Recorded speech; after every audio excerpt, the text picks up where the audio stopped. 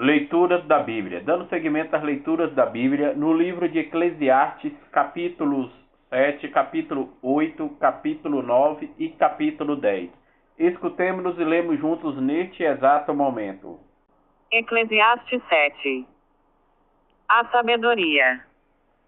Boa fama vale mais que bom perfume. Melhor é ir para a casa onde há luto que para a casa onde há banquete, porque aí se vê aparecer o fim de todo homem e os vivos nele refletem. Tristeza vale mais que riso, porque a tristeza do semblante é boa para o coração. O coração dos sábios está na casa do luto, o coração dos insensatos na casa da alegria. É melhor ouvir a reprimenda de um sábio que a canção de um tolo. Porque qual o crepitar dos espinhos na caldeira, tal é o riso do insensato, e isso é ainda vaidade. A opressão torna um sábio insensato. Mais vale o fim de uma coisa que seu começo. Um espírito paciente vale mais que um espírito orgulhoso. Não cedas prontamente ao espírito de irritação. Não digas jamais, como pode ser que os dias de outrora eram melhores que estes de agora? Porque não é a sabedoria que te inspira esta pergunta. A sabedoria é tão boa como uma herança, e é de proveito aos que veem o sol. Pois está-se à sombra da sabedoria como se está à sombra do dinheiro. A utilidade do saber consiste em que a sabedoria dá vida ao que a possui. Considera a obra de Deus, quem poderá endireitar o que ele fez curvo? No dia da felicidade, se alegre.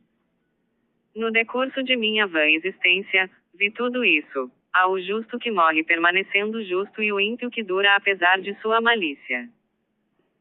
Não sejas justo excessivamente, nem sábio além da medida, porque te tornarias estúpido.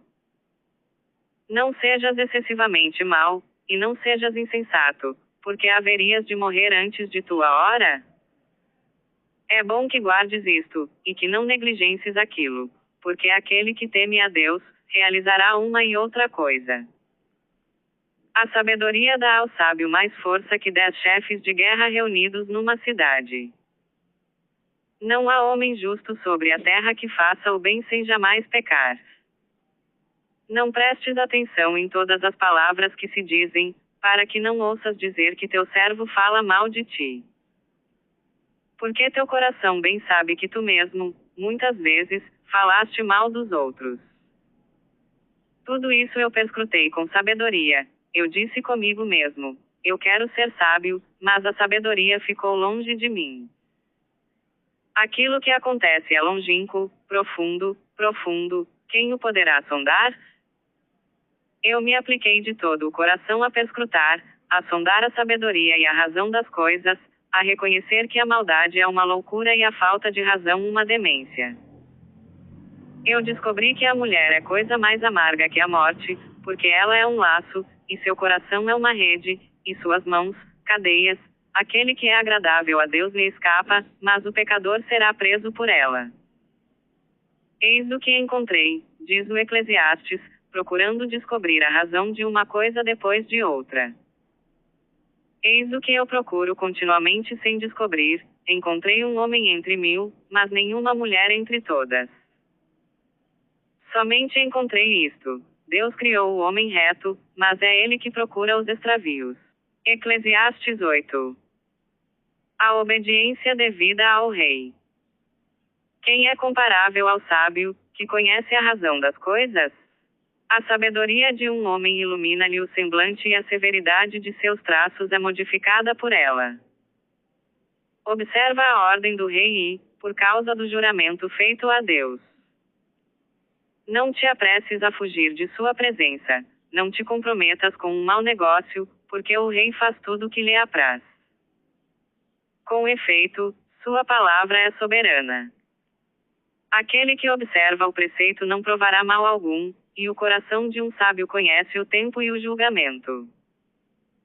Porque para tudo há um tempo e um julgamento, e a desgraça pesa muito forte sobre o homem. Ele não conhece o futuro. O homem não é senhor de seu sopro de vida, nem é capaz de o conservar, ninguém tem poder sobre o dia de sua morte, nem faculdade de afastar esse combate. Eis o que eu vi, aplicando meu espírito a tudo que se faz debaixo do sol, quando um homem domina sobre outro homem para a desgraça deste último. Vi ímpios receberem sepultura e gozarem de repouso, enquanto que aqueles que tinham feito o bem iam para longe do lugar santo e eram esquecidos na cidade, isto é ainda a vaidade.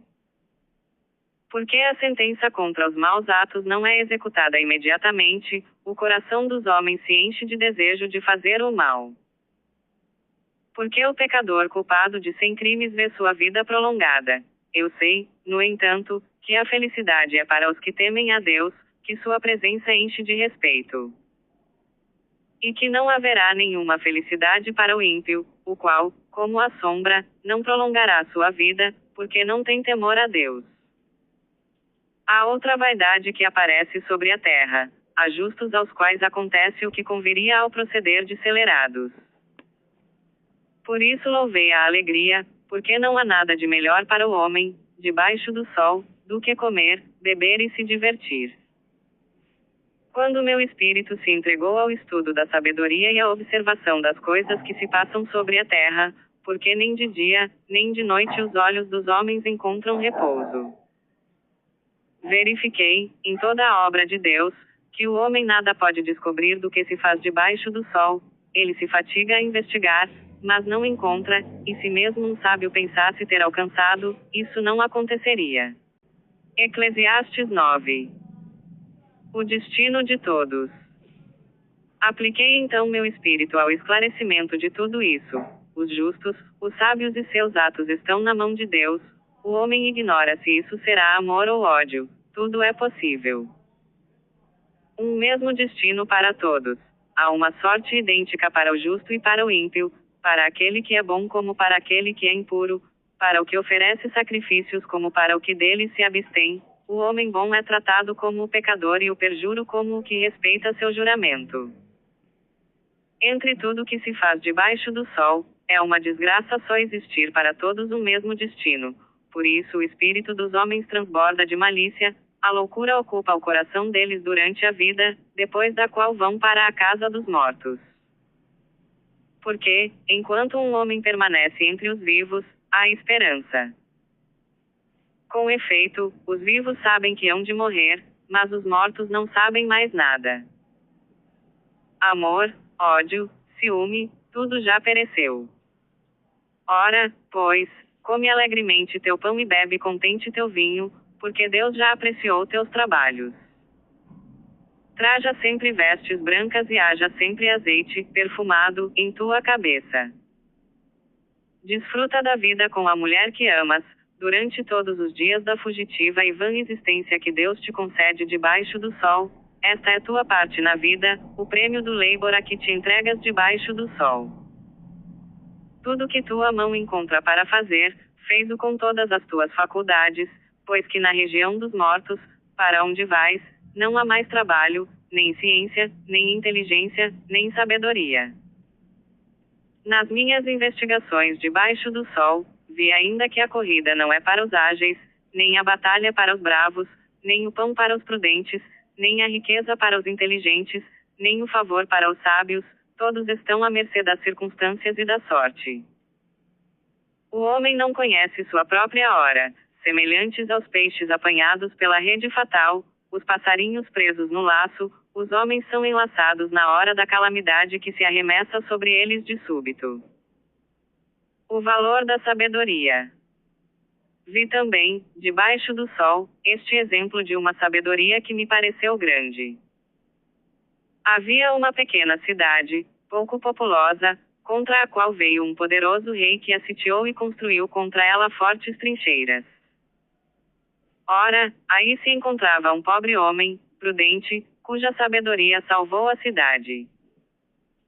Por isso eu disse, a sabedoria vale mais que a força. As palavras calmas dos sábios são mais bem ouvidas que os gritos de um chefe entre insensatos. A sabedoria vale mais que as máquinas de guerra. Eclesiastes 10. Uma mosca morta infeta e corrompe o azeite perfumado. O coração do sábio está à sua direita, o coração do insensato à sua esquerda. No meio da estrada, quando caminha o tolo, falta-lhe o bom senso, e todos dizem, é um louco. Se a ira do príncipe se inflama contra ti, não abandones teu lugar, porque a calma previne grandes erros. Vi debaixo do sol um mal, uma falha da parte do soberano. O insensato ocupa os mais altos cargos, enquanto que os homens de valor estão colocados em empregos inferiores.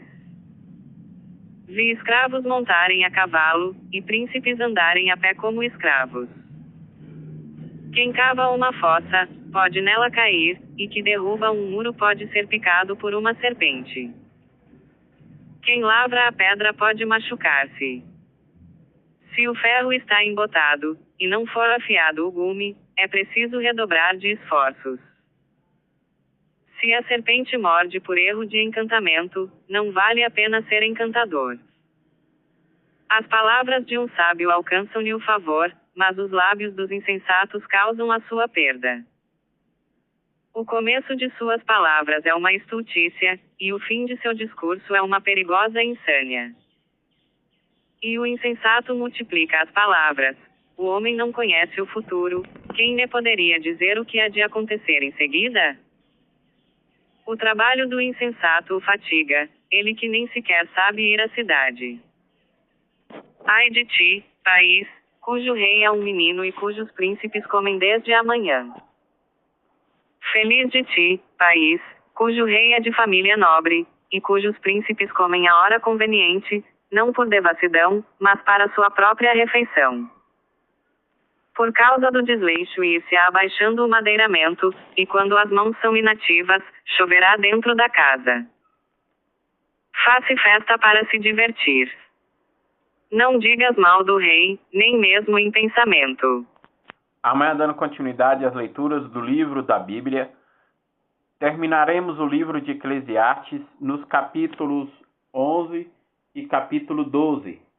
E daremos início ao livro dos Cânticos nos capítulos 1 e 2. Paz e bênçãos a todos.